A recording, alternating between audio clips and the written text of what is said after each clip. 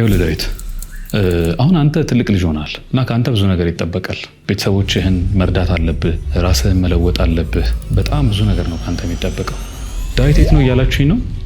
ዳዊትማ እዚህ ወንበር ላይ ቁጭ ብሎ ለመመከር ትረስት የሚያደርገው ሰው ይፈልጋል። አሁን ወንዶች ልጆቻችንን አረ እነሱማ ልፍስፍስ ናቸው፣ እነሱማ ደካማ ናቸው፣ እንዲህ ናቸው፣ ስራ አይወዱም ምናምን ብለን ከመውቀሳችን በፊት ማን ያሳደጋቸው ብለን መጠየቅ መጀመር አለብን። ወንዶች ልጆቻችንን ማን ያሳደገው? እንዴት አድርገው ነው ወንዶች ልጆቻችን የተበላሹት? ለሁለት ነገር እንደዚህ አይነት ጥያቄዎችን መጠየቅ አለብን። አንደኛ እኛ ራሳችን ወንዶች ያደግንበት መንገድ ምን አይነት መንገድ ነው እና ያ ያደግንበት መንገድ ልክ ካልሆነና ዲሲፕሊን እንደሆነ ራሳችንን ካላገኘ ነው እንዴት ነው መቀየር ያለብን? ማን ያሳደገን? እኛ ደግሞ አደልት ሆነን ልጆች ወልደን ምናሳድግ አሁን በዚህ እድሜያችን ቤተሰብ መሆን የቻልነው እና ወይም ወደፊት ቤተሰብ ለመሆን የተዘጋጀ ነው ደግሞ ምን አይነት ልጆች ነው የምናሳድገው? እንዴት ነው ልጆቻችን የምናሳድገው? ማን ነው ልጆቻችንስ የሚያሳድገው? እኛንን ሶሻል ሚዲያው ነው ወይ የሆኑ ሰፈር ውስጥ ያሉ ሰዎች ናቸው ትምህርት ቤት ውስጥ የሚያገኟቸው ዱርዬ ጓደኞቻቸው ነው ወይ የሚያሳድጓቸው የሚለው ያሳስበናል። ስለዚህ ይህንን ጉዳይ በተመለከተ በጣም ሪሰርች ቤዝድ የሆነ በደንብ ጊዜ ወስጄ የተዘጋጀሁበት አንድ ፐብሊክ ሴሚናር አዘጋጅቻለሁ። 22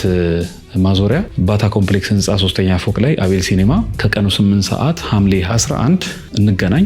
ለመመዝገብና ለተጨማሪ መረጃዎች እነዚህ ስልኮችን ተጠቀሙና ደውሉ፣ ተመዝገቡ። በጣም ጥቂት ሰዎች ነው የምንፈልገው። ምናልባት የመጀመሪያ ሴሚናር ስለሆነ ቦታ ብዙ ላይኖረን ይችላል። ስለዚህ እየደወላችሁ ቼክ አድርጉና ተመዝገቡ። ልጆቻችንን ማን ነው የሚያሳድገው በሚል ጉዳይ በጣም ቆንጆ ሴሚናር አዘጋጅተንላችኋል። እዛ እንገናኝ።